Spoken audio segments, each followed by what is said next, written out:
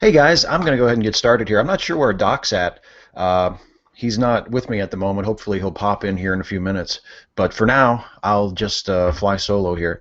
And I'm sorry for running a few minutes late. I'm going to talk obviously about last night's episode of Raw and the build leading up to Extreme Rules, the next big. Wait, I guess they don't really call them pay-per-views anymore, thanks to the network. They call them special events or WWE events. So the next one is going to be Extreme Rules, and that card is starting to take shape. So I'll just go ahead and dive right in and review what I thought of Monday Night Raw, and hopefully Doc will come staggering in here in a few minutes. And if he doesn't, maybe I'll answer a few questions of you guys who are watching. So Raw began with the WWE World Heavyweight Champion, the Man of the Hour, still Daniel Bryan, walking out. It was in Baltimore last night, by the way, which was in my backyard. I didn't attend, but it was only about 70 or 80 miles down the road. And Bryan comes out, and his wife, his new bride, Brie Bella, is in the ring. And they lead the crowd in yes chants, and it's a really nice moment. And then Stephanie comes out and says that his wedding present from the WWE is to defend the title against his former tag team partner Kane at Extreme Rules. And this brings out Kane over the objections of Stephanie, who apparently just wanted to announce the match with Bryan and Kane. She didn't want Kane to actually come out yet, but Kane comes out, and he's once again in his previous gear with the tights and the mask and the long hair, and a more fiery entrance. And Kane comes out and basically just proceeds to beat the piss out of Daniel Bryan, just murders him to the extent that I kind of felt like it was overkill. I mean, obviously, I think they wanted to really, really get Kane over as a monster threatening heel because he had been corporate Kane for a while. And plus, I think we all sort of know that they're not going to put the world title on Kane at Extreme Rules. I mean, it'll be one thing to beat Daniel Bryan so quickly after he finally got his big WrestleMania moment, but he's not going to lose the title to Kane, and he's certainly not going to lose it to Kane at the Extreme Rules show. So we know Bryan's going over, and it makes sense to put him in the underneath position because he works so well as the underdog, fighting from underneath. It's a wonderful role for him. He's probably better at that than anybody ever has been, both because of his size and because of his style and just the fire that he has as a babyface when he makes those comebacks. So, I mean, it makes sense from a storytelling point of view to put him down and to have Kane really just run over him leading into the show. But I think, unfortunately, my fear is that they ran over him so hard that Kane just took him down so hard. And, I mean, he took 3 pile drivers outside the ring, 3 tombstones. Kane tombstoned him once on the floor, tombstoned him once again on the steel steps, and then tombstoned him a 3rd time on the announcer's table. Not through the table. They didn't do the breaking table spot, but right on top of the table, and then stretchered him out. I mean, and Bryan's going to come back after this and have a match with Kane in 2 weeks. They're going to have a wrestling match, and Bryan's going to beat him. And it's going to be a great comeback story. I mean, but he's going to have to come back from so much. It's like, 20 years ago, 25, 30 years ago, Jake the Snake DDT'd Ricky the Dragon Steamboat on the floor. And Steamboat was out for months. And then he and Jake feuded over that, had a nice long feud over that. Lots of matches, toured around the country, headlined house shows with that match. And now we've come to the point where we've become so desensitized to the level of violence in pro wrestling, a work sport built around the concept of violence, that Kane did a 3 pile drivers on the outside of the ring to Daniel Bryan, and in 2 weeks Bryan's going to come back and almost certainly beat him and win the match.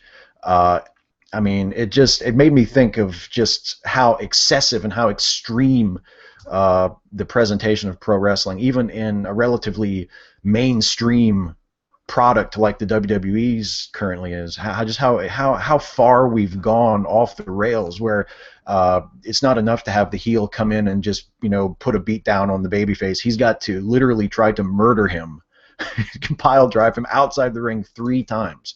I mean, that's something that you would have done if you wanted to not just give a guy a few weeks off to heal an injury. That's something that, you know, when I was a kid, you would have done that to a guy if you wanted to do a retirement angle for that motherfucker. If you wanted to explain why you were never going to see this guy again, that's when you would have him take 3 pile drivers outside the ring. So yeah, I definitely see where they were going. I agree with what they were trying to do creatively. The concept of having Kane go over before the match on Bryan and just make him look weak and vulnerable, I completely get that. That's a great idea. With that 100%. But the idea of just having Kane beat him so excessively is I don't know. I felt like a little too much.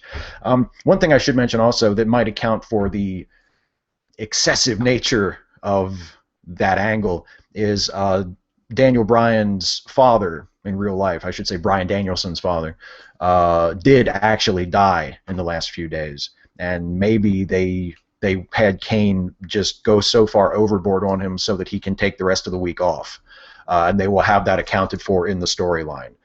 He can just take a week off to be with his family, to bury his father, and then come back in time for the pay-per-view, because the pay-per-view is 2 weeks away. So maybe that is part of it as well. I don't know.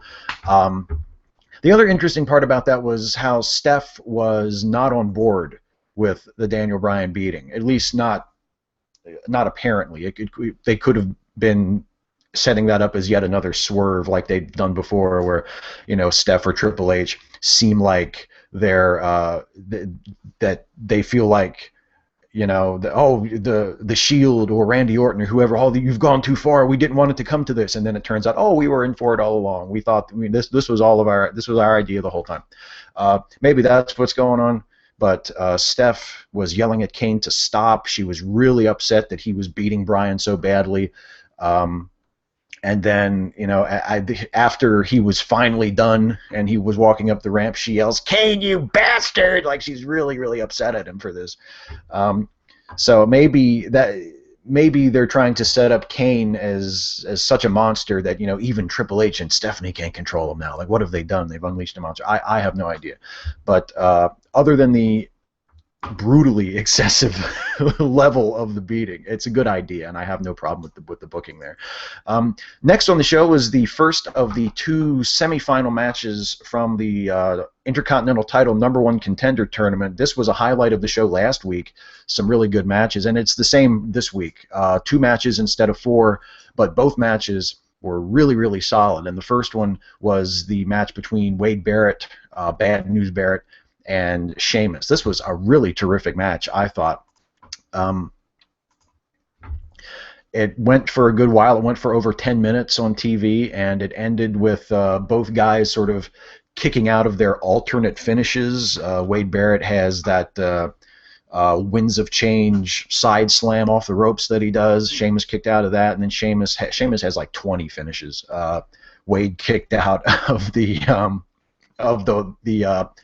white noise is, I think, what he calls it, the sort of slam that he does.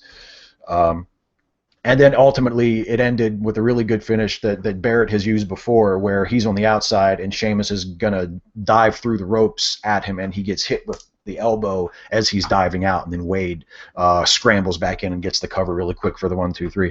Really, really strong match. Really, really well done by both guys. And now Barrett advances to the finals of the #1 Contenders Tournament, which will be next week on Raw.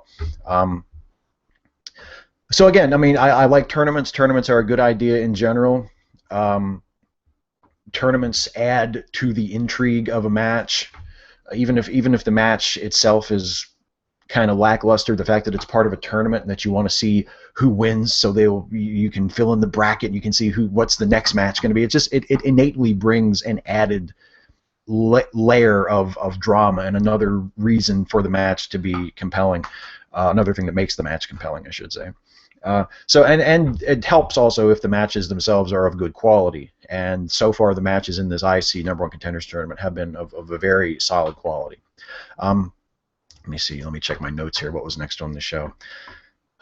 They're still doing those Bo Dallas vignettes, which I think are hilarious. I'm a huge Bo Dallas fan. I love him in NXT. I know a lot of people don't like the Bo Dallas act, that it's kind of worn thin on some people, and some people think he's not that great in the ring. I don't really get that. I think Bo is terrific in the ring, and I think that the gimmick, the honky tonk man gimmick that he's doing, where he's completely oblivious to how much everybody hates him and he thinks that everybody loves him and he fancies himself as like an inspirational figure, I think that's awesome. And I think he has really grown into that gimmick down in NXT, and I think if played right, that could actually get over on Raw. And I'm just a huge Bo Dallas fan, and I'm glad to see that they're bringing him up, and they're bringing him up with that gimmick. They're doing or they announced a WWE app poll, and it sounds like they're the WWE, the company, trolling John Cena. Now, obviously, that's not what's going on. This is all part of the story, and the story is actually, I think, kind of, if they're doing what I think they're doing, kind of sophisticated and really interesting. They give the fans the opportunity to vote for who Cena's opponent or opponents will be later in the show. He can either fight Luke Harper in a one-on-one match, or fight Luke Harper and Eric Rowan in a one-on-two handicap match, or fight Luke Harper and Eric Rowan and Bray Wyatt, all three members of the Wyatt family, in a one-on-three handicap match. And one of the least suspenseful WWE app polls they've ever done. But those are the options that the fans can choose. You can either put Cena in a one-on-one, a one-on-two, or a one-on-three match. And after they announced that app poll for the first time, Bray Wyatt comes out, flanked by Harper and Rowan. He comes out actually on the stage to deliver this promo. He's been giving these awesome backstage promos for the last few months, where it's just he and the other two Wyatts sort of in a dark room with just a black background behind him. And this time he does basically the same thing, that sort of a promo. But he comes out in front of the live audience on the stage and cuts it in front of everybody in the arena, and it was just awesome. I mean, it was just awesome. Another awesome promo from Bray. He's gotten so good at delivering those messianic, like delusional promos, and people are digging it. Like, he's being cheered as a babyface. It's like what Doc and I have been talking about for the last couple of weeks, how the fans, we've entered sort of a more postmodern era of wrestling fandom, where fans increasingly in arenas all over the place for the main WWE roster, not just for the NXT shows, which has been like this for a while. They're just cheering for what they like. They're cheering for guys that they think are awesome, that they think are working, that they think are talented, that they think are cool, and they don't care whether it's a heel or a babyface. It's not now it's not babyfaces get cheers and heels get booed. It's, if we like you and we think you're good at what you're doing, you get cheered, and if we think you suck or we think you're boring, you get booed or you get chanted at or whatever. It's really interesting, and Bray is definitely riding that wave of like almost like a postmodern babyface, maybe you could call him, even though clearly he's acting as a heel. Traditionally, he is a total heel, but he's getting babyface reactions because the fans are popping for what they like, for what they think is good, not for who they think is heroic or villainous. Awesome moment in this promo from Bray where he says he acknowledges how many cheers he's getting, and he says to Cena, every time we face each other, I take more of them home with me. I take more of them back with me. Every time I take more of them with me. Such an awesome, because that's the threat now. That's what I was saying when I said that if this is what they're doing, it's actually kind of sophisticated for a pro wrestling storyline, because it's not just Bray Wyatt versus John Cena. It's Bray Wyatt turning John Cena against the audience, turning John Cena against the fans, and doing it by just pointing out the reality. It's not that Bray is just some delusional maniac who is trying to lie to John Cena and tell him, oh, the fans are turning against you. No, the fans really are turning against him. The fans half the audience has been turning against him for 6 or 7 years. So Bray is telling the truth. And then this app poll is sort of evidence that Bray is right, that the audience is turning against John Cena. Because, spoiler alert, they vote for the 3-on-1 match. I hate to jump ahead in my summary of the show, but they vote for the 3-on-1 match. So it's a wonderful program. It's still even after their WrestleMania match, which you would have expected might have been the blow-off to it, or at least the point where it kind of starts to go down and fall toward, you know, maybe a rubber match at Extreme Rules. It's actually still maintaining a lot of intensity and a lot of interest. It's still, I think, the most interesting program on the show, the most interesting feud on the show. And Bray is just awesome at throwing it in Cena's face. Every time I come out here, more of them come home with me. You're losing your audience, John, to me, to Bray Wyatt. It's really, really, really, really well done on Bray's part. So after Bray cuts his awesome ass promo, we have a segment. It's a 6-man tag match between Los Matadores and El Torito and 3MB, which now includes Hornswoggle because Heath Slater is, I don't know, I think he's taking some time off or he's overseas doing something. Basically just a comedy match. It doesn't go real long, just a few minutes. And Torito ends up scoring the pin on Drew McIntyre, who I remind you at one time, not so very long ago, was being pushed as kind of a big deal on SmackDown, and now is not only in essentially a lower card comedy faction, but is taking pinfalls on TV to a little person dressed as a bull. So, but you know, it's a paycheck. He's got money in his pocket. I'm not gonna weep for Drew McIntyre. Just saying. So we're getting Shield versus Evolution as a 6-man. Speaking of 6-mans at the Extreme Rules pay-per-view, I think that's a really good idea. I think it's a good program. I think it's probably the best way at the moment to use Orton and Batista. I would rather Orton and Batista and Triple H be involved in that authority storyline, one notch below the main event, working with the Shield, rather than have them up in the main event. I'd like to see Bryan have his own space in the main event for a while. I've noticed a lot of internet wrestling fans complain about the idea of Bryan having to wrestle Kane at the next pay-per-view, as though that's a step down for him, or as though the company is trying to hold him back by putting him with Kane right away. And I don't really see that. I think that Bryan versus Kane could be a really hot match. I think when they teased it a few months ago, I got the sense that people were anxious to see that match, that could be a really hot match. It's just that they wanted to see Bryan versus Triple H and Bryan versus Orton first. And now that that's happened and has gone off pretty much as we all hoped it would, I think that Bryan versus Kane is the logical next step. I don't see a problem with it. And I think, judging by the beatdown segment that they had at the beginning of this episode of Raw, it could be a really hot program. And again, it'll be a great underdog story and a great way to put Bryan over as sort of the indomitable champion, the never say die champion, which I think is a good role for him. So we got Evolution versus the Shield, and after the 3MB versus or Los Matadores 6-man tag, there's a really long interview segment, promo segment, where first Evolution comes out and they cut a promo on the Shield, and they say basically they're unstoppable. Between the three of them, they've each held they've held the world title a total of 31 times, and the Shield basically isn't prepared for what's about to happen to them.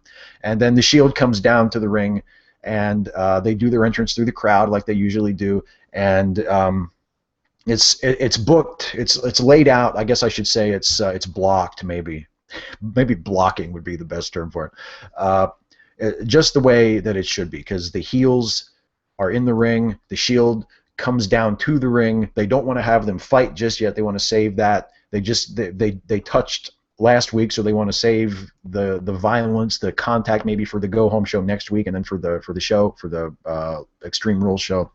So Evolution leaves the ring, walks back up the ramp while the Shield comes in. That way the Shield can be the strong, fearless baby faces. They walk in. They're not afraid of Evolution. They're ready to fight if it comes to that. And Evolution gets to be the sort of subtly chicken shit heels. They don't run for their lives. They just leave the ring and back up and let the Shield say what they need to say. And the Shield cut a counter promo, and they say basically that Evolution's going to get their asses kicked at the pay-per-view and blah, blah, blah. And then they're walking up the ramp to confront Evolution, and the other heels from the 11-on-3 match from last week walk out and flank Evolution, and basically we have a standoff. The Shield aren't going to attack Evolution with all this backup, and Evolution sort of gets to stand there and hold it over the Shield's head and say, just wait for the pay-per-view, fellas.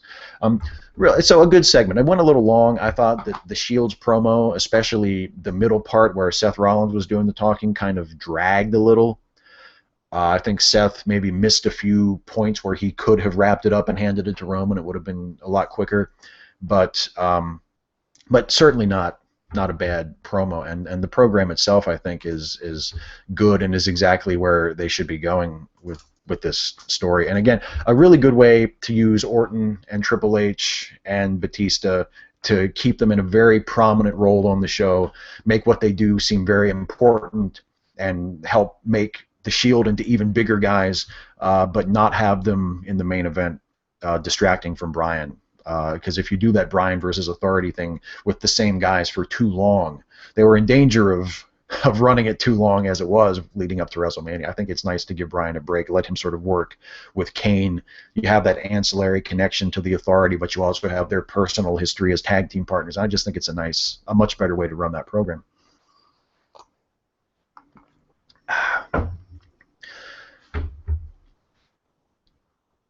So what was next? Let me see here. Oh, next was a tag team match, the Usos versus the Rhodes Brothers. Not a very long match. Cody eats a pinfall from Jey Uso to lose the match, and it seems like they're getting back toward this breakup storyline between Goldust and Cody that was rumored to have been the WrestleMania match, and then they kind of forgot about that. And now it seems like now that WrestleMania is over, I guess maybe they figure, fuck, we don't have any idea what else to do with these guys. So it looks like they're going to do the breakup, because there was an angle after the match where Cody kind of pushes Goldust away and leaves the ring on his own, and it leads right into an angle with the Usos being jumped by Ryback and Curtis Axel. So that looks like that's going to be the tag team title program, and then we're having this breakup angle between Cody and Goldust. Maybe either they'll just go ahead and split next week and they'll have a one-on-one match at Extreme Rules, or maybe they'll have a tag match at Extreme Rules. That'll be their last match as a team, and then something will happen. There'll be another miscommunication, or Cody will turn on Goldust, or Goldust will turn on Cody, or whatever, and then that will spin off into their singles feud.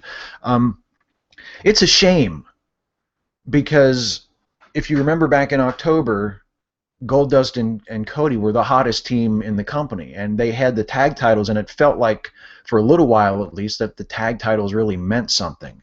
And then they lost the titles to the Usos, and it's not that the Usos aren't an incredible, or they lost the titles to the Outlaws, actually, and then the Outlaws dropped them to the Usos. But and the Usos having the titles is good. The Usos are a very deserving team, and they were a team that had been brought up and been built so long, and had been sort of hanging around the tag ranks long enough that if they didn't get the belts at some point, it was actually going to start to hurt the Usos. I think they would lose credibility as a competitive team. But Goldust and Cody were such a hot team, and then after they lost the belts to the Outlaws, it was just sort of, oh shit, what do we do with them now? Well, they're just another team, and it's just too bad. I mean, obviously they weren't going to go on being the hot tag team forever. It had to go somewhere else, and inevitably it was probably going to end up ending in a breakup angle. But it's just a shame that it couldn't be done more satisfyingly. You know, have the breakup angle at WrestleMania, or have the breakup angle before, and then have the blow-off match at WrestleMania, or just something. Give those two guys a more meaningful role at the big show than just throwing them into that battle royal. That's just a shame, because I really enjoyed their tag title win and that sort of comeback story for Goldust and Cody as well. It kind of fizzled out, and it's just a shame that it ended up that way. What else? There was a Divas match, Layla versus Emma. The big story there is that Emma brought out her own version of the Cobra, like Santino's Cobra, and she pinned Layla after the Pink Cobra. Emma's good. Emma can make it work. Santino's a good comedy wrestler, but I mean, I don't really care a great deal about that story. After that was Let me see. There was Renee Young interview John Cena. Okay, the next match was Cesaro versus RVD. I thought this was a really, really strong match. This might have been, I think, other than the finish of the match was a count out after some interference from Jack Swagger and Zeb Coulter. But up to that point, I thought it was the strongest match on the show. Sheamus versus Barrett was excellent, but I thought that Cesaro versus Van Dam was just a little bit better, and it was a good long TV match. It was about a 12, 15-minute match, and boy, I was thinking while I was watching it, I mean, RVD is just ageless, isn't he? I mean, this guy, when you watch RVD today, I mean, you can, if you really pay attention, you can see maybe he's missed a step here and there. He's not quite as quick as he was. His hairline is a little thinner than it was back in the day. But at a glance, that dude looks exactly the same as he did more than 15 years ago. I mean, if you watch an ECW show from 1998 and you watch an RVD match from when he was the TV champion back there in ECW for close to 2 years, and then you watch RVD now, I mean, he really hasn't lost that many steps. He is just incredible. He works virtually the same style as he always has. He looks the same. And when he's motivated, he can have just as good of a match. He is just terrific. He's never been one of my absolute favorite guys, but I got to give it up to him. I mean, he has just shown such resilience and such ability to go away and come back and, you know, still be able to bring it in the ring. He's just tremendous.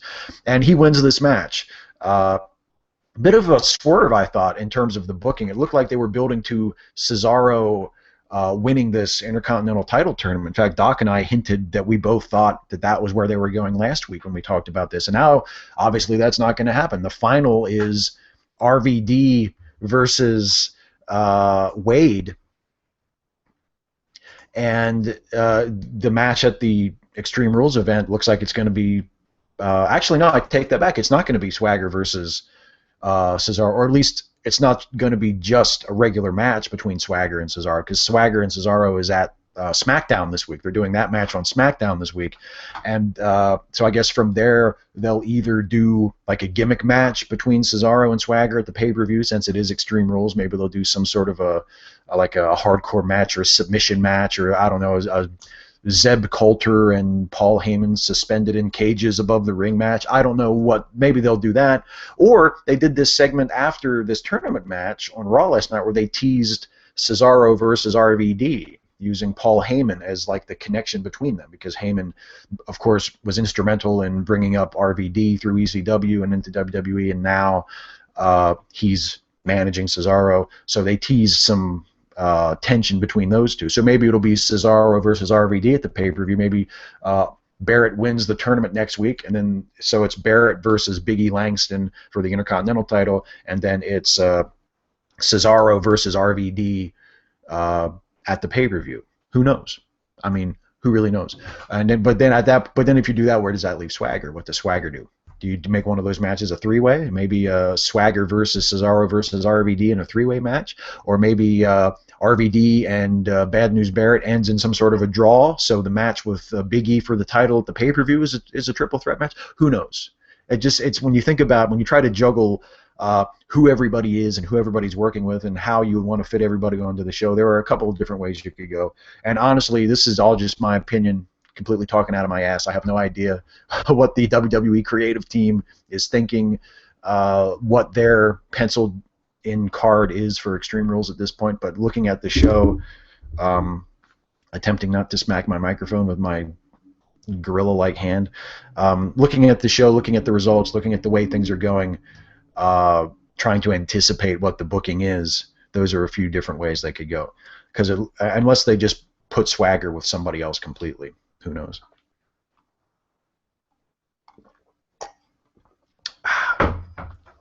It's tough to do this solo. It's tough to do this without having someone to bounce ideas off of. So next is the next match is Oksana versus Paige, non-title. Paige, of course, the new Divas champion. And they have an okay match. What I like about Paige's matches on Raw the last 2 weeks is that they've at least gone through the trouble of having wrestling matches. It's not just a typical Divas match where they trade hair-pulling spots or they just do flips or simple throws. They're actually wrestling. And I appreciate that. It wasn't a great match, Oksana versus Paige, but it was good, and it was a wrestling match. Paige is a wrestler. She knows how to wrestle. She knows how to work. And again, that finish of hers, the Scorpion Crosslock, that thing, people love that. That got a pop again when she put that fucker on Oksana and lifted her up off the ground.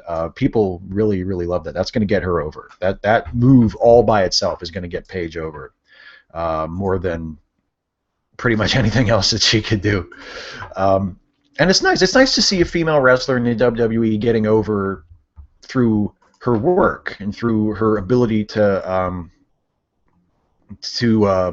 have a decent match, not just through her looks and her skimpy costume and showing a lot of skin and that sort of thing. So in that way, Paige is really an asset to the Divas division. And her title defense at the pay-per-view is going to be against Tamina Snuka, which I like. I like that a lot. I don't think that. I mean, they could have done the rematch with AJ. I think Paige and AJ could actually have a really good match together if they had more of a build up to it and a little bit more time. But Paige versus Tamina is a good one too, especially if they intend to have Paige keep the title for a little while. Paige going over Tamina, it's sort of a lower card version of Bryan going over Kane. You get the underdog beating the much bigger, more intimidating opponent to get them over as a fighting champion. And also they could go the other way. If Tamina beats Paige for the title, then you've got a program set up down the road, automatic, Tamina versus AJ, because Tamina was AJ's bodyguard. AJ's so obsessed with the title. Tamina wins the title. There you go. So either way, you could have something interesting coming out of it, and that to me that shows good wrestling booking when you have a match set up where, regardless of the result, you can envision something interesting happening as a result of that down the road. That's the key to writing, I think, to my taste as a wrestling fan, to writing strong episodic pro wrestling. Okay, so Alexander Rusev versus Sin Cara is next. It was announced that Rusev has a match at Extreme Rules. He's going to have a one-on-two handicap match against R-Truth and Xavier Woods. And in this match, he basically just squashes Sin Cara. He beats him in about 3 minutes, goes through his usual stuff, hits him with the... he put him in the camel clutch! The accolade, as he calls it, and gets the submission. Crowd didn't seem all that into it, but it wasn't that long, and I think they're kind of over Sin Cara anyway. Even though it's a different guy under the Sin Cara hood, I think the whole Sin Cara gimmick has just been allowed to die a little too much. And now we get the main event, the big 3-on-1 match, which, as voted by the WWE Universe, John Cena versus all 3 members of the Wyatt family. And this is basically an extended shit kicking. The Wyatts, as you would expect with a 3-on-1 match, they get most of the offense here. They dominate Cena, except for a few comeback spots that he gets. He tries to put the STF on Harper at one point. I think he gets it on, but then he doesn't get to keep it on for very long. He gets the 5-knuckle shuffle on Bray at one point. Then hits him with the attitude adjustment. Then the finish is kind of a schmoz finish where the referee just calls for the bell after Harper and Rowan run in to break up the pin, and it just becomes a 3-on-1 beatdown. It was a decent match, a long match, not a very inspiring finish, but they want to save something for the pay-per-view, I guess. Once again, Cena versus Bray Wyatt in the cage at the pay-per-view is the match. So Bray comes back after the match, after he's been sort of beaten by Cena, and hits Cena with Sister Abigail, and then cradles Cena's head in his lap while he sings. He's got the whole world in his hands, laughing as he does. It's just a really creepy end to the show. Really digging the Bray Wyatt stuff still. Really digging the Bray versus Cena stuff. It's still my favorite part of the show, even after WrestleMania. I'm just really, really enjoying it.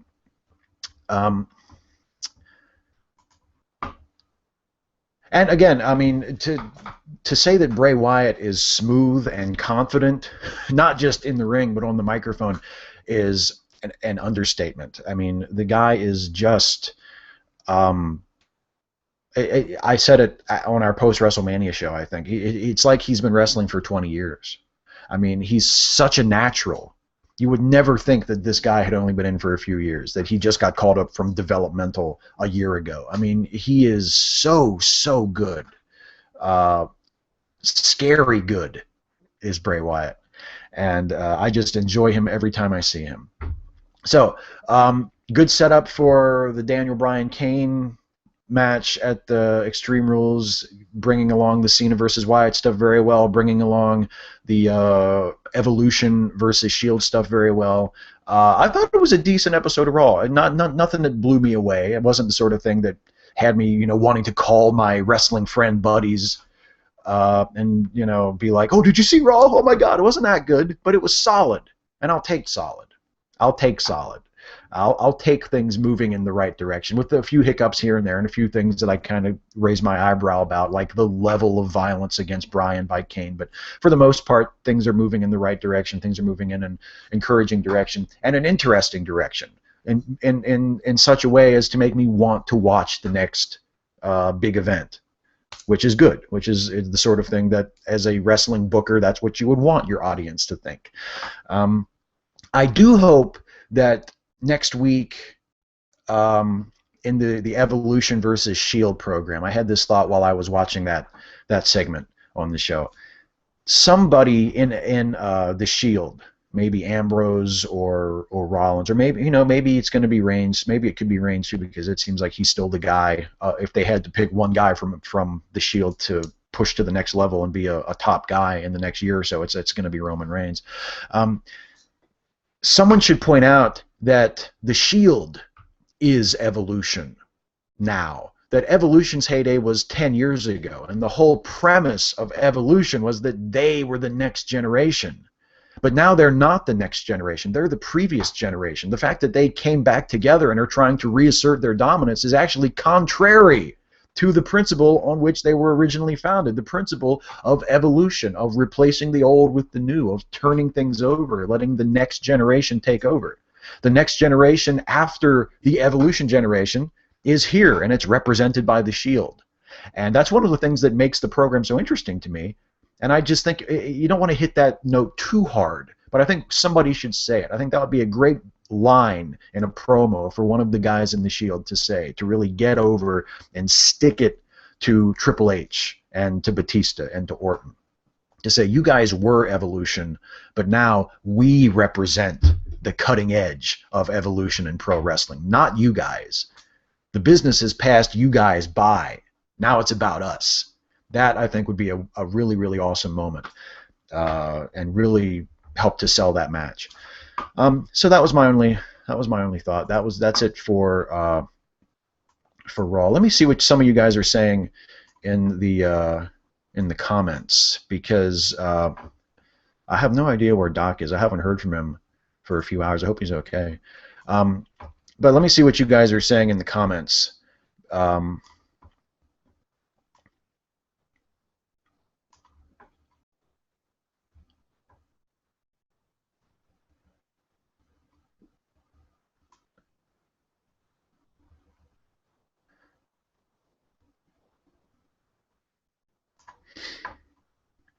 Torvarin Zasserty, you say you can't ever see the good guy as the underdog.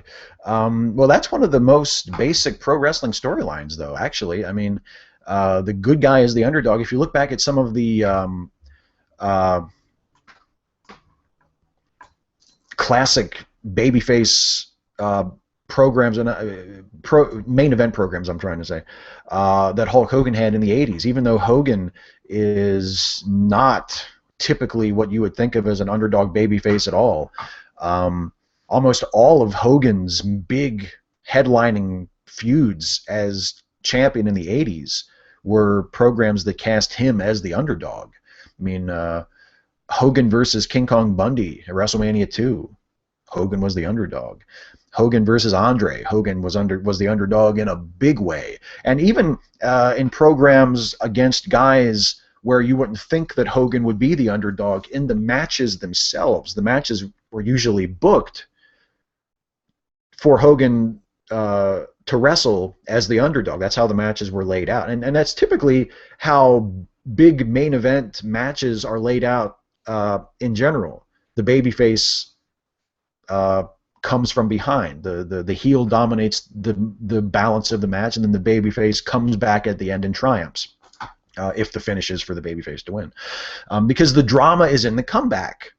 You know, that's, I think, and it's all a matter of taste. But to me, in pro wrestling, part of my one of the things I like, I think one of the basic principles of booking a pro wrestling match, of laying out a pro wrestling match, is that the drama's in the comeback. So the good guy has to be the underdog. Not always. I mean, you don't always need to have the good guy as the underdog, but and I see, and in a sense, I see what you're saying, in that you know that in most cases the good guy is ultimately going to win. So in that sense, it's hard to think of him as the underdog, because even if he's being portrayed as the underdog, you know he's eventually going to triumph. But within the internal structure of the story, it makes a lot more sense for the good guy to be the underdog than for the good guy to have the upper hand the whole time. The drama's in the comeback. Yeah, exactly. LTEL 1990. The underdog is, the drama's in the comeback, not just in wrestling, but in drama in general. And yeah, Rocky is a great example. In Rocky, that's it. The drama's in the comeback. You know, even in the later Rocky movies, when Rocky was no longer portrayed as like the scrapper, the street fighter, you know. When he was the champion and the most famous boxer in the world, the plot of the movie was still Rocky loses, Rocky goes down and out, Rocky gets the shit kicked out of him, Rocky comes back. That's where the drama is. The drama is in the comeback. Somebody said something about Miz here. Let me see.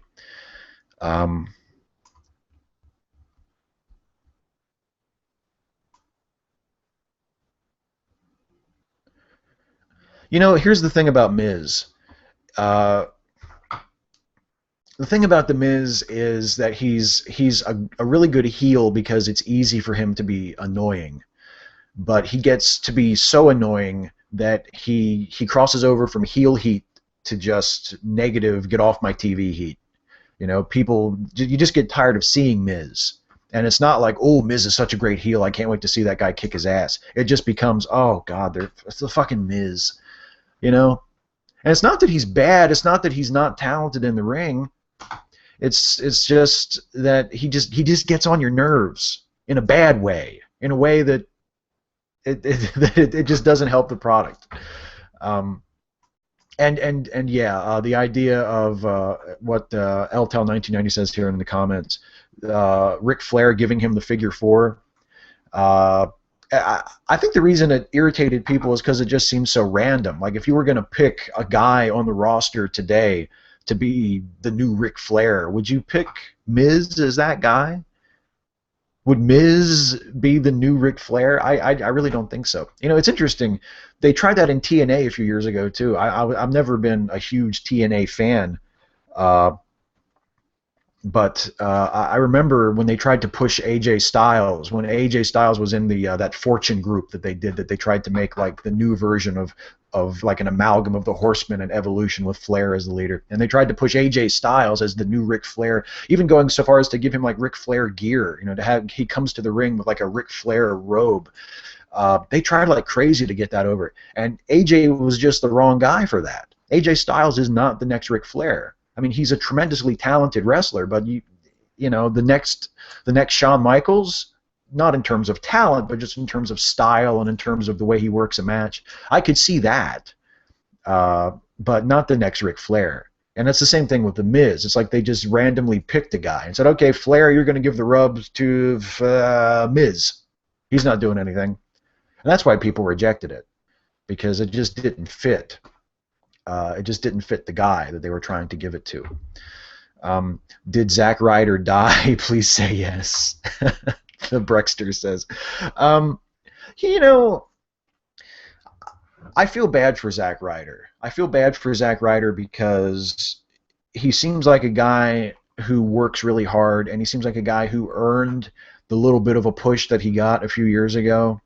And he's just an example of one of those guys who, uh, when the company finally decided to do something with him,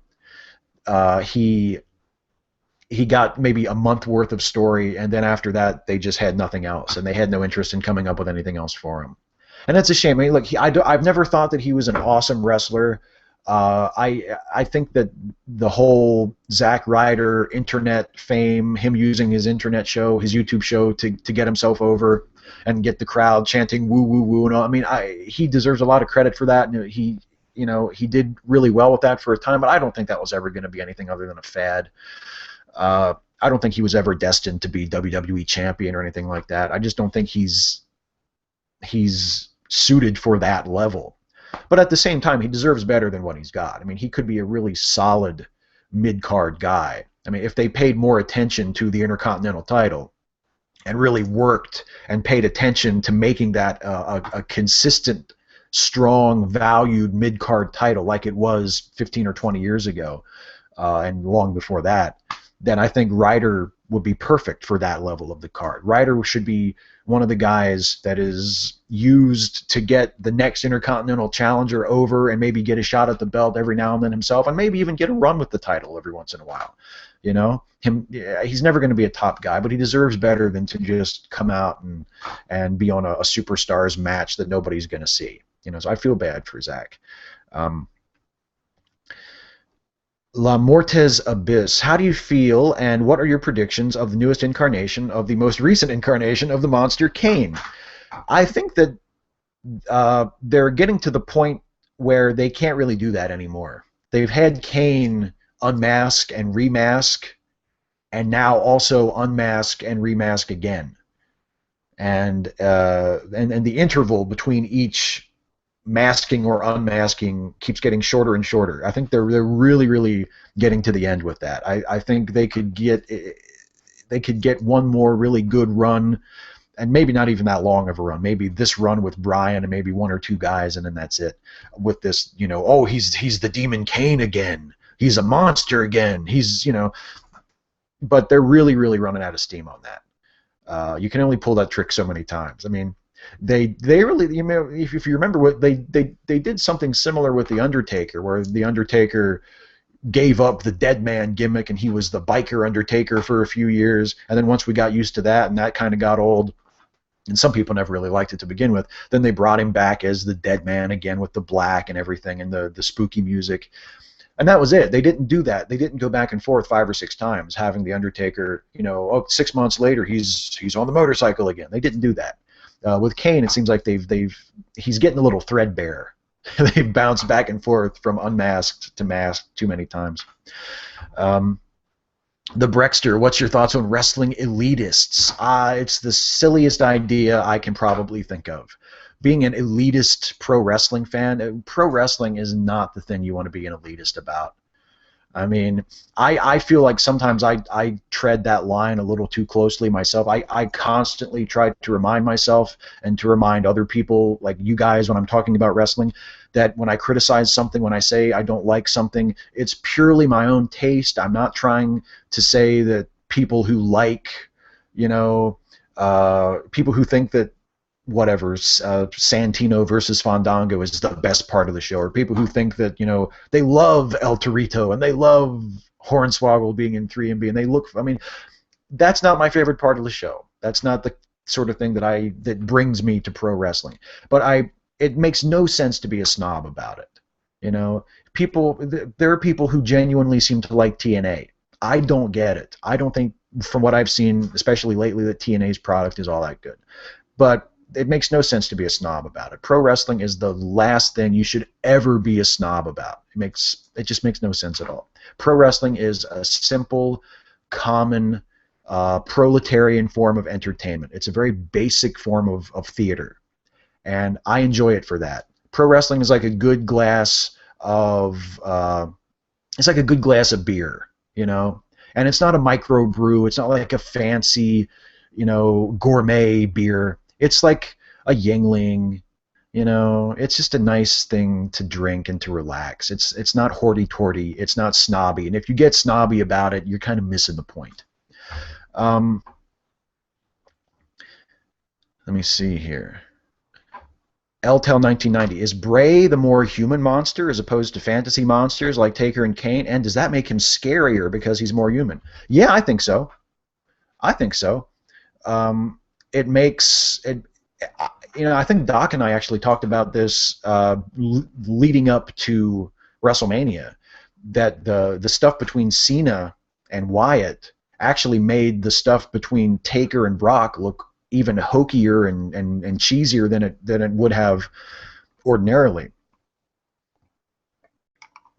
because Bray is he's speaking in these grand terms. He's calling himself the Eater of Worlds. He's calling himself the Conqueror, the Bringer of Destruction. You know, the Reapers. We are the Reapers.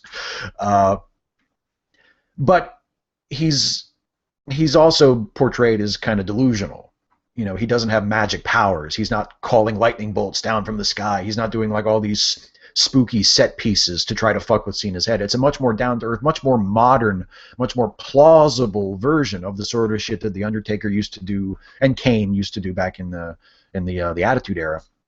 And yeah, I think it does make it scarier, and I think it makes it feel more contemporary, and more modern and more cutting edge. And that's one of the things that I really like about Bray. And it makes it harder to pigeonhole him.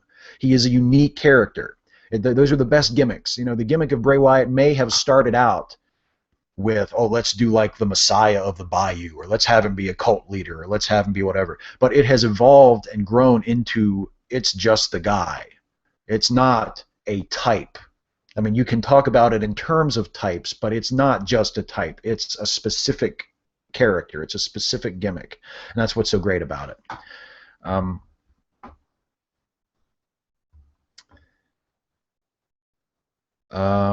Edge pit swing. I just got here, but do you think Bryan getting demolished was tied to his dad passing away? Yeah, I mentioned that at the beginning of the show. I do think that has something to do with it.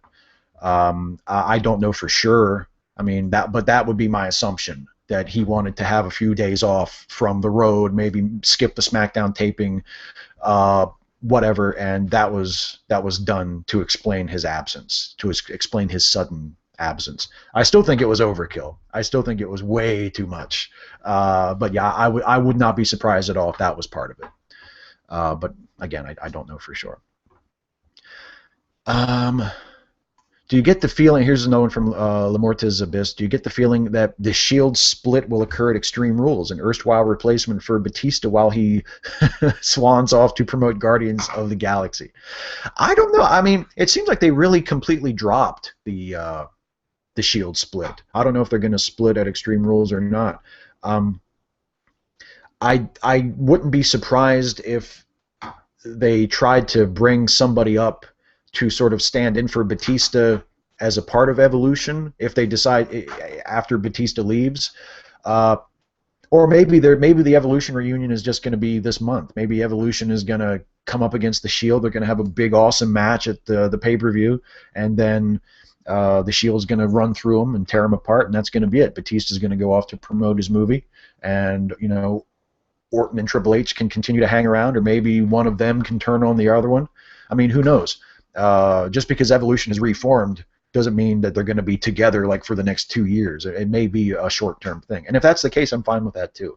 The Shield beating Evolution, I think I said in our show last week, would be like the ultimate version of that Shield six-man tag program that they've done 2 or 3 times since the Shield was brought up.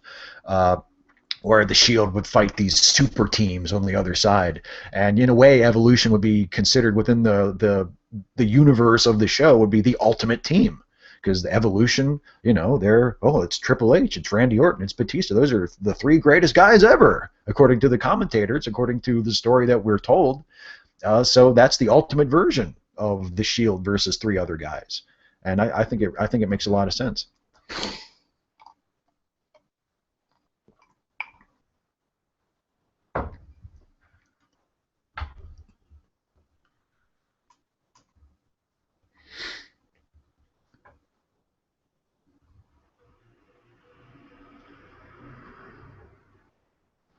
Yeah, I imagine the storylines were drastically changed when when CM Punk walked out. I mean, I would imagine losing a main event talent completely unexpectedly, very abruptly, with 2 months to go before the biggest show of the year. I expect that that would change their storylines quite a bit, and I'm sure that Punk really enjoyed that. I mean, I imagine.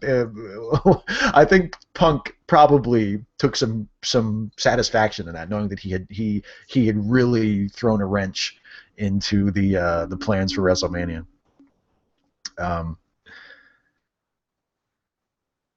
yeah, I agree with you. Lamorta's Abyss. Taker finally hanging it up. It is sort of the last vestige of those old cheesy gimmicks from the '90s. Um, and it reminds me of remember like 2 years ago when Taker wrestled Triple H at Mania, and it was the second one of the recent ones, of their third WrestleMania match in total, and they promoted it as the end of an era, and then it meant nothing of the kind. Like Triple H versus The Undertaker with Shawn Michaels as the special referee inside the Hell in a Cell cage, and it's the end of an era.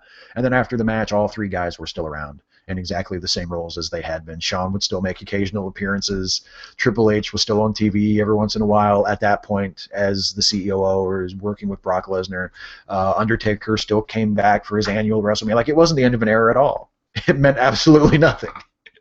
Um, and now, it seems like now this is the end of the era. Taker seems like he's done. Brock beat him, killed the streak, and now this is the end of the era, and it wasn't promoted as such. Um, yeah, yeah. I think WrestleMania 30 was was definitely a transitional show. I mean, if you look at WrestleMania 10 and then also at WrestleMania 20, like the decade shows tend to be transitional shows, and I think that's why they tend to be more interesting than average. Even if you look at a show like WrestleMania 10, which, with the exception of the Shawn Razor ladder match and of course the Bret Owen match in the opener, uh, not really a classic show in terms of wrestling. Not that you need anything more than those two matches to make it a classic wrestling show, but most of the other matches on that show are pretty forgettable. But it's well remembered. It's very well remembered, and I think rightly so. And it was a transitional show. That was the show, much like the anointing of Daniel Bryan as the no fooling this time for real. Swear to God, we're not kidding. Top guy at WrestleMania 30. They did the same thing for Bret Hart at WrestleMania 10. Bret had already won the title. Previous to that, it wasn't his first title victory, but Bret had sort of been the victim of Vince or whoever, probably Vince, balking at pulling the trigger, balking at committing to him 100%. So they took the belt off of Bret at WrestleMania 9 and put it on Hogan. And then they sort of changed their mind and decided, you know what, maybe we should go with Bret for real, like after all. And they put the belt on Bret for real at WrestleMania 10 and left it on him and made him the top guy. And the same thing happened with Bryan, albeit in a much more compressed, more infuriating fashion. Where they're like, okay, Bryan's the guy, we got it, Bryan's the guy. And they put the belt on Bryan at WrestleMania 30. So yeah, the ones that end in 0 tend to be transitional shows and to be interesting for that reason, in addition to whatever quality they carry as having great matches.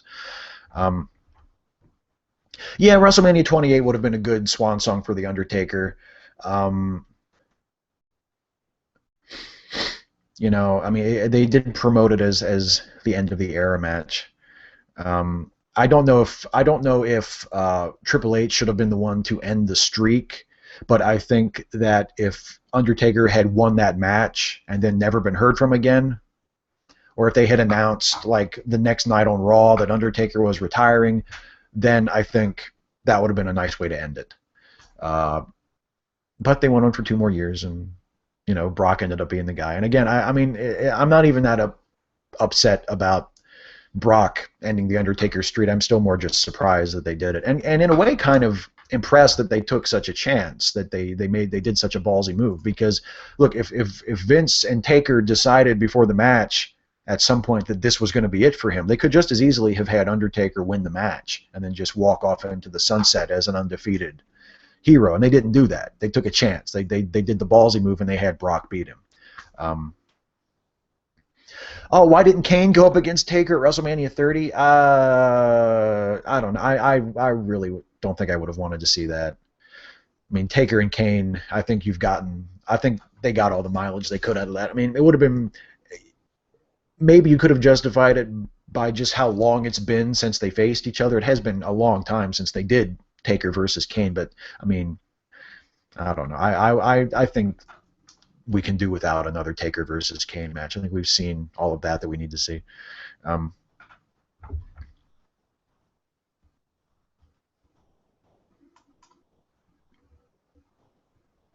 Yeah, speaking of WrestleMania 20, which I think is a really excellent show, by the way, WrestleMania 20 is one of my favorite WrestleManias. I mean, obviously it's a little more complicated now. It's sort of bittersweet because of what happened with Eddie and especially with what happened with Benoit.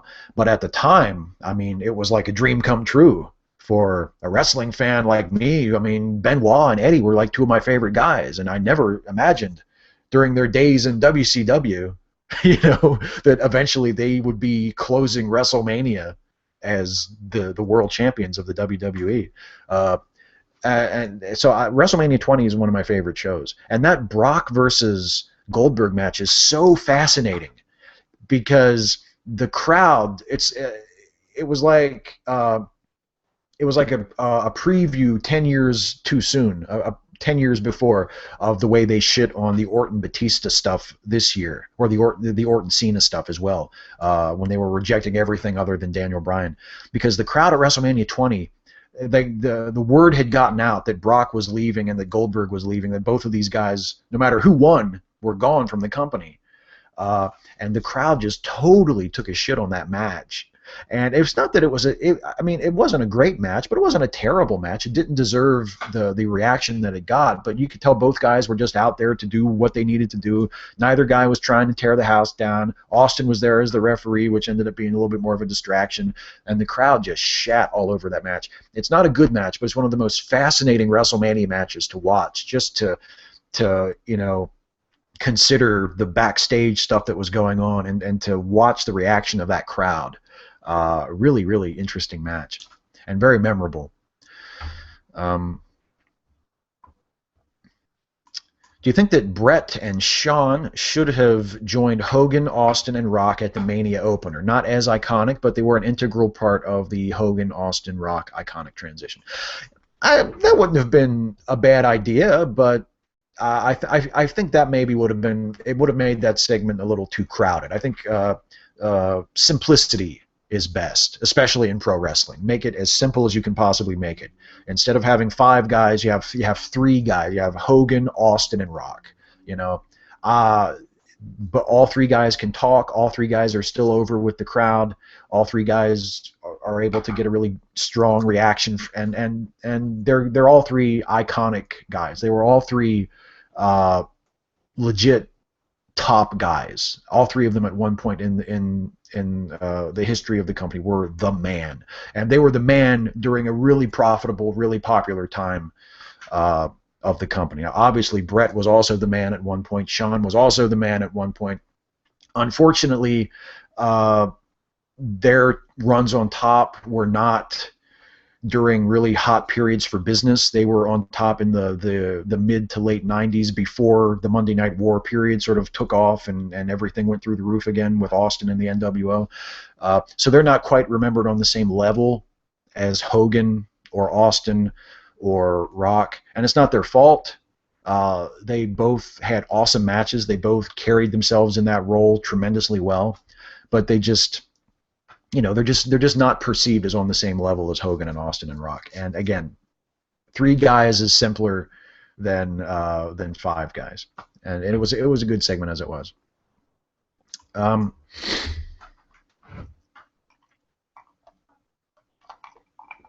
How long do I think it'll be before Rusev super kicks someone's teeth in? Yeah, I really like him too. I mean, he does look a little stiff in there. I hope that he's safe. Yeah, I really like Rusev. He's like, they talk about Cesaro being a throwback, but to me, in terms of the look and in terms of the style, uh, and the gimmick, I mean, Rusev is really a throwback. That's the kind of guy who used to be a mainstay in the WWF in the 70s. I mean, just a big, thick fucking guy, built like a brick shithouse. And, I mean, in good shape, but not really cut up. He doesn't look like a bodybuilder. He just looks like a fucking animal. And he goes in there and just runs through guys. I really like that. I really like Rusev. Um, Anybody else remember when JBL wouldn't stop talking about the Briscoe brothers? Yeah, I remember that. Um, I remember that. The thing about the Briscoe brothers were fucking awesome. I can't argue with the Briscoe brothers getting mentioned. I think he mentioned him so often as a rib to Jerry Briscoe because Jerry Briscoe works for the company and he just brought them up on the air just as an inside joke. But the Briscoes, Jack Briscoe was legitimately one of the greatest NWA world champions ever. I mean, he was a tremendous wrestler, and so is Jerry. He's not nearly as well regarded as Jack, but they had a pretty good run as a tag team in the early '80s and the late '70s and the early '80s as well. Oh, the Brexter. What do you think about elitists calling this the PG era? They've actually called it the PG era on the show occasionally. The thing about it is that people call it the PG era, and there's that implication, and in the mouths of many wrestling fans, it goes beyond implication into outright accusation that the PG rating is the reason why the product hasn't been as good the last few years. And I just don't think that's it. I mean, the product was PG during the Hogan era, and it was still hot as shit. I mean, it was just incredibly hot. I don't think it's the PG. I think it's the creative. I think it's, it's just not as good. They use that PG as like a pejorative. It's like, oh, it's PG. It's not like it was in the Attitude Era. The thing that was compelling about the Attitude Era to me was Steve Austin and The Rock, not DX and girls showing their tits and the more risque stuff they were doing. And you might say, well, but Steve Austin was flipping people the bird and Steve Austin was cussing and shit like that. Yeah, he was. But do you really think that Steve Austin isn't a talented enough wrestler that he couldn't have gotten that gimmick over with slightly more constraints on his language and behavior? I mean, I think the thing that made the Attitude Era magic wasn't that it wasn't PG. It was that the guys on top were just incredible talents, and they were being used in a really, really effective, appropriate way. Like hopefully they're about to be doing with Daniel Bryan. Again, I mean, we'll see how Daniel Bryan does on top. A PG product or not, Daniel Bryan is an incredibly talented wrestler. I mean, that dude is a once-in-a-lifetime wrestler.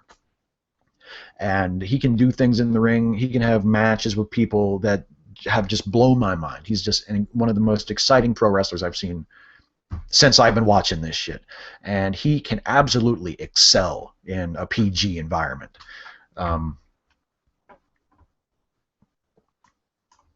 Why do the big muscle guys, Batista, Goldberg, Lesnar, etc., seem to have such fragile personalities? Or is that a self-defeating question? Well, if you have a good look, you don't need to get by on your personality. At least not so much. I mean, and really, Batista and especially Goldberg and Lesnar, and really especially Lesnar, because he has Heyman and also because he's just so impressive physically. I mean, he doesn't really need to get over on his personality. He can get over just fine as the Beast, as a guy who just goes into the ring and kills people. I don't think he needs to be Roddy Piper in the personality department to get over. Not everybody has to be like a total package. Some guys can get by just fine having a lot in one category and not so much in another. And I think Brock is definitely one of those guys. Okay, let me answer two more questions, and then I'll just wrap it up here for the day. I got a message from Doc. He overslept. Oh, that's okay. Doc overslept. That's okay. We're almost done here anyway. I don't know if he's going to come in or not. But glad you're okay, Doc. No worries. I think I did okay here by myself. I don't know. But anyway, I want to answer two more questions. I got a question at the bottom of the comments from Tuvarin Zasserdy, and then another one from Lamortis Abyss. Appreciate the questions, by the way. You guys have really helped me get through this solo. And then I'll wrap this up. So Torvar and Zasserdy's question is, does your wife ever walk in while you are having these long conversations about wrestling with people on the internet? Yeah, actually, during one of our early shows, when one of these, when I'm talking with Doc, she was actually here. She was sitting at that desk behind me, which has another computer at it, and it's maddening for her because I have my earbuds in, so sound isn't coming through the speakers. So when Doc talks, it's only me that can hear him. So she not only has to sit through a wrestling conversation from people on the internet, she has to sit through one side of a wrestling conversation on the internet. So, hey, is that Doc Gregory? Hi. And also my giant face. I think you might need to. Yeah, I'm not showing up here. You might need to adjust your camera settings there. I mean, unless people want to see my gigantic face. Oh my. Yeah, I apologize, people. Tuesdays are really, really bad for me. I get up so early. It was crazy. So I'm sorry I missed the show. Oh, Doc, it's all right. That's all right. Ain't I a stinker? Yeah, you showed up. You made an appearance just in time. I was just getting ready to wrap it up. I was answering some questions from the chat room here on YouTube, and someone asked. I was just talking about how it sounds to Ashley when she's in here and she hears just my side of our conversations because she can't hear what you're saying. Here's one. I was going to answer one more question, and you might want to weigh in on this. Sure. Because it's about the new company that Jeff Jarrett is starting. Mm-hmm. Jeff Jarrett he wants to start a new wrestling company. It's called Global Force Wrestling. And the question from the chat room or from the comments is, do you have any hopes for Global Force Wrestling? Is that going to be something that we're going to actually hear about? Is going to turn into something? And also, did you know that Vince Russo is back as a storyline consultant in TNA again? So, I don't know. Do you have any thoughts on either one of those? Well, yeah, Vince Russo and Eric Bischoff are both in TNA, and they're doing creative writing in the back. But I believe that's only a temporary situation. I believe their contracts are toward the end of that run. But it was just a big hush hush, and all of a sudden, it was made news last week that they're doing some writing, and people were like, "Oh!" And me, for one, I didn't know about it either because they've been out of sight, out of mind. Nobody's been talking about them, so it's like I didn't know where they were. So it was completely news. With Jeff Jarrett starting this new global promotion, I can only, as always, say good luck, and I have high hopes that something works for him. But the fact is, TNA did not work. That was your baby right there, and you're still got a big investment in there. You're one of the major stockholders in the company, and it's a failing company. So we can only hope that something is different, something is new, something changes here, and he has success with the global. But I don't see it happening. Yeah, it's gonna be really tough if he wants to compete seriously with WWE. That's just a tough spot for anybody to be in because they're so dominant. But I'm with you. Like I'm just as a wrestling fan, if somebody else is going to start a wrestling company and it's good and it offers a good product and maybe something that's a little different from WWE or different from TNA, I'm all for that. Like I wish him nothing but the best. I'm interested to see what happens if he can get a time slot on a TV network, if he can actually make a go of it. I wish him all the best with that. Well, listen, since you're here, I know we're getting close to the end, but just to make it worth your while signing on, did you want to talk a little bit about the Legend of the Week? Let me pull up my notes here a little bit. We can do that. Okay. Yeah, I think when you're on, we're seeing your computer screen on your camera. So yeah, there's the. Oh, Hey, there's me. you're not Yeah. seeing me? No, no. Mm. Yeah, I think we're seeing your computer screen. I just have it clicked over to me now. So uh, Let me just try. okay, he's gonna come back in, I think. But yeah, just to make it worth Doc's while coming in, we'll see if we can talk a little bit about the Legend of the Week this week. I went ahead and sort of unofficially, officially expanded the show to 90 minutes anyway, because we talk way longer than an hour every week anyway. So here he comes. There he is. There he is. All right. Just turned it off and turned it back on again.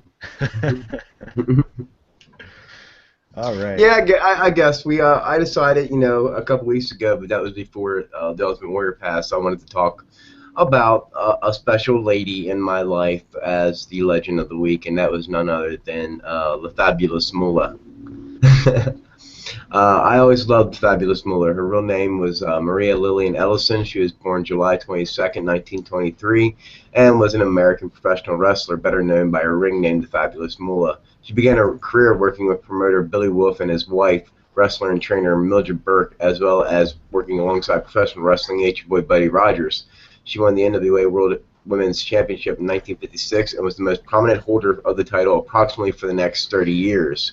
See, now this is where it gets a little tricky with the Fabulous Moolah, because if anybody just knows her from her WWF career, the WWE always would say that she was the longest reigning women's title holder in history.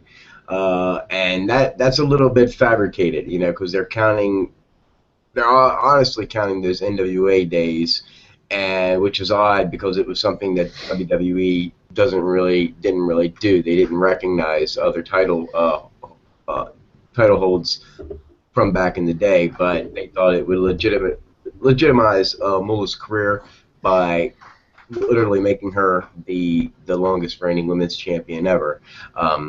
She was a key holder in the Rock and Wrestling Connection back in the 80s. She was the protagonist, the heel part side of Cyndi Lauper and Wendy Richter at WrestleMania. So I thought that was really cool. She was originally part of what I would say the original wrestling screw job. Everybody remembers really Sean and Brett, but nobody thinks about Moolah and Wendy Richter. Moolah, of course, was the Spider Lady, all dressed up, and Wendy's contract was about ready to expire, and they pulled a screw job on Wendy Richter and got the belt off her, giving it to Fabulous Moolah back in the day. So, and it was a quick 3 count. The video's on YouTube. You can watch it. Wendy does kick out, but the title is basically taken from her anyways, and she was gone about the next week. So, as we all know, that she ran around with Mae Young. Both of them are now passed away, and I miss them terribly. But you're talking about ladies who wrestled up into their later years and were key parts in a lot of different special vignettes and WWE. So I just wanted to take time to recognize the Fabulous Moolah and all her accomplishments. And she will be missed. Thank God for the WWE Network, because I can relive some of those older wrestling matches that she performed. Yeah. I guess I was thinking about Moolah earlier today, thinking about our show here because I think actually on Raw last night, JBL mentioned and during commentary that last night was the anniversary. It was either last night was the anniversary or Baltimore was the city, or maybe it was both, where Moolah won that women's title that she supposedly kept for 30 years. Which, as you say, she didn't really. It was just one of those things. It was like Andre the Giant being undefeated for 15 years. They just kind of made it up to make Moolah seem like a much bigger deal, so that when she lost that title at WrestleMania, it would be like, oh my God, she lost the title. That's, and actually it wasn't as big of a deal as that, but yeah, that women's match at WrestleMania 1 was probably still to this day, it was probably the most important women's match at a WrestleMania there's ever been. Mhm. I mean, because other than the main event with Hogan and T versus Piper and Orndorff, that was the big match. That was the Rock and Wrestling match, and the Rock and Wrestling, that was the whole thing leading up to WrestleMania. I mean, you would never see a women's title match promoted that prominently today, but that Wendy Richter versus Moolah match, boy, that was arguably the second or third top billed match on that show. And yeah, Moolah, boy, I mean, she absolutely a legend. I Mhm. mean, one of the greatest legends that we've talked about on this show so far. I mean, we've talked about, Steamboat and Ted DiBiase and Bad News Allen and all these great wrestlers, but boy, Moolah is absolutely a legend. I mean, up at the level of those guys, and maybe even a level or two above, just in terms of how long she was around and how many places she worked, and uh, how long she was considered like the top female wrestler in the United States. I mean, just an absolute legend, absolute legend. Before we go, since you didn't get a chance to mention it, just did you have a chance to watch Raw? I did the quick scan overall and checked out the results. I thought that the tournament's going probably the direction I thought it's going. That they're going to be pushing Jack Swagger. We thought maybe Jack Swagger would last longer in the tournament, Yeah, but they pretty much had fixed that by having Jack eliminate Cesaro, which I thought that works. You're going to give them a program, and that's what I would like to see before you completely eliminate the heat that's going on there. Give them an opportunity to do it. Um, Daniel Bryan, expected. They're going to be pushing the Kane and Daniel Bryan match for Extreme Rules.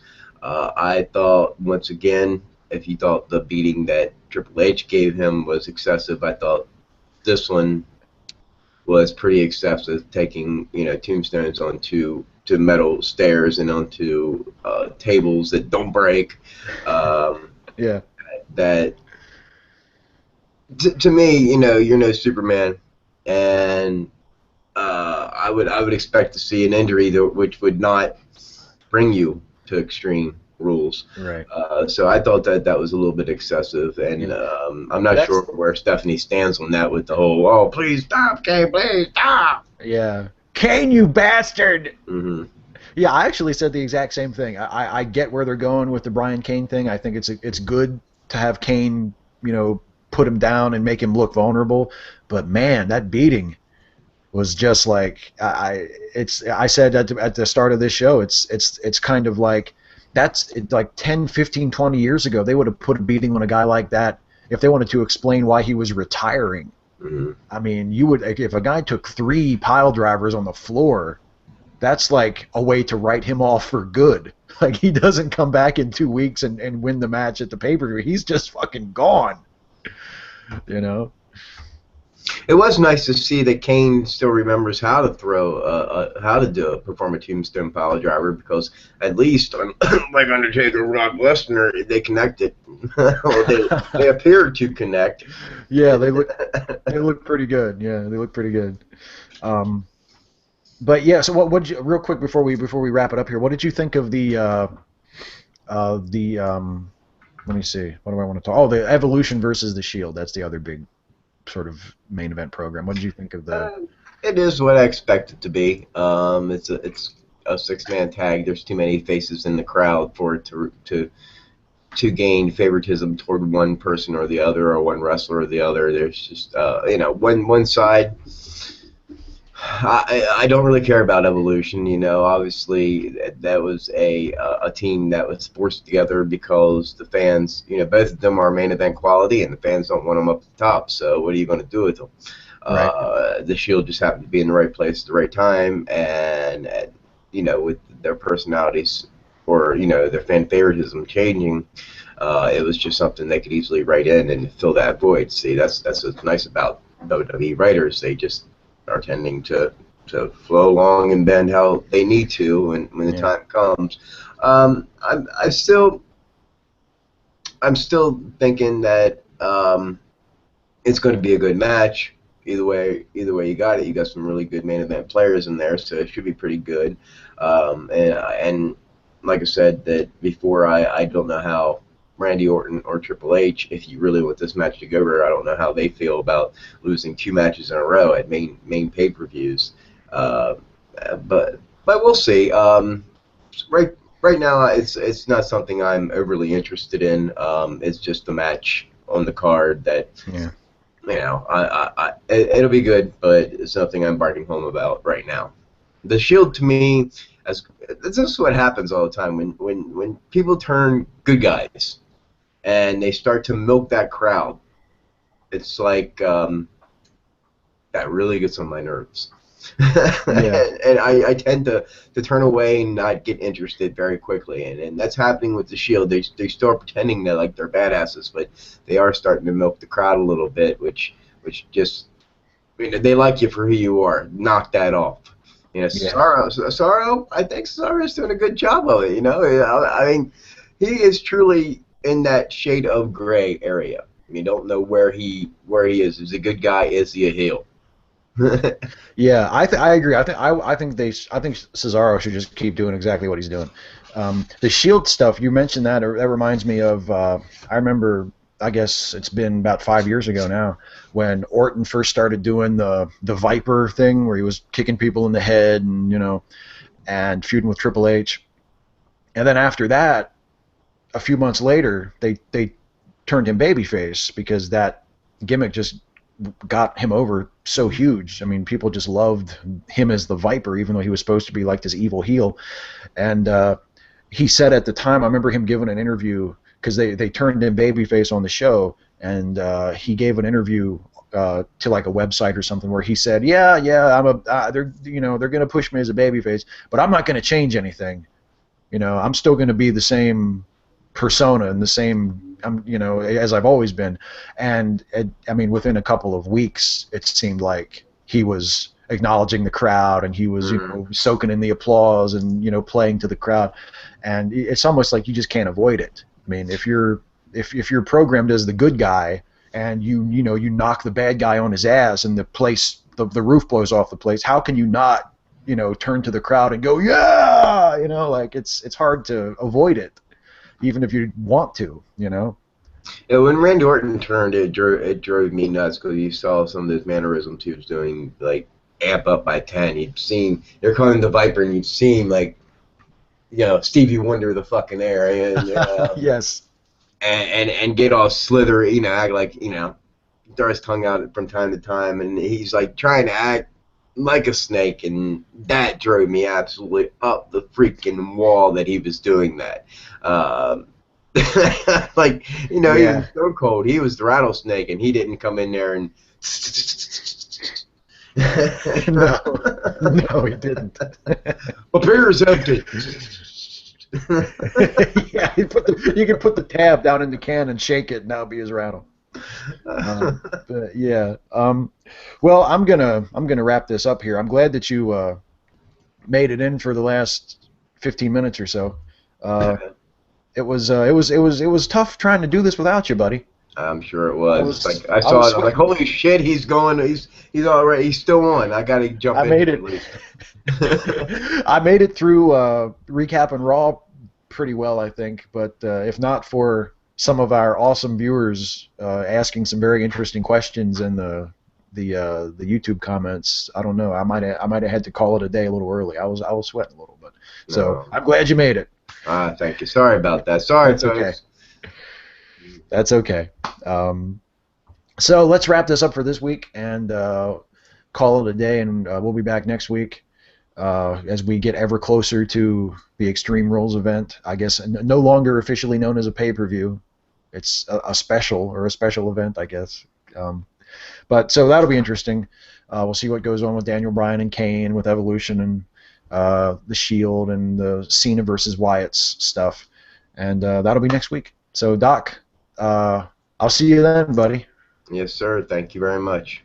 All right. See you guys. Thanks for watching.